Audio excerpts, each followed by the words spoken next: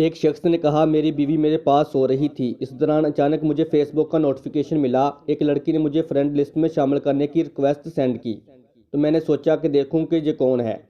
میں نے اس کی دوستی کی درخواست کو قبول کیا اور میں نے اسے پیغام بھیجا، کون ہو؟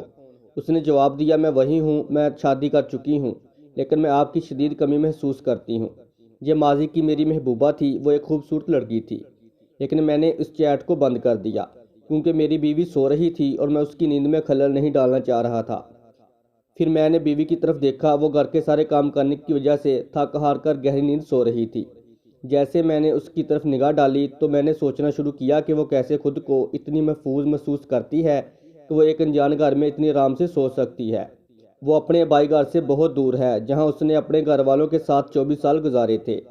جب وہ ناراض یا غم زدہ ہوتی تھی تو وہاں اس کی والدہ اس کے لیے موجود تھیں تاکہ وہ اپنی والدہ کی گود میں رہ سکے۔ اس کی بہن یا بھائی لطیفے سناتے تھے جس سے وہ ہنسنے لگے۔ اس کے والد گھر آ کر اس کی پسند کی تمام چیزیں لاتے۔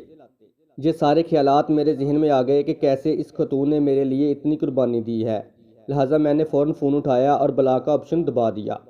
پھر میں نے اپنی بیوی کی طرف رخ کیا اور اس کے پاس سو گیا، کیونکہ میں ایک آدمی ہوں، ایک ایسا شخص جو اپنی بیوی کو دھوکہ نہیں دیتا ہے اور ایک کنبہ نہیں توڑتا ہے۔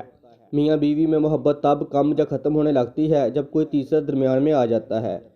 دعا ہے کہ اللہ تعالیٰ ہر میاں بیوی میں محبت قائم رکھے۔ اس طرح کی مزید سبق آموز اور اردو کہانیوں کے لیے ہمارے چینل کو سبسکرائب، ویڈیو کو لائک اور شیئر کریں۔ شکریہ۔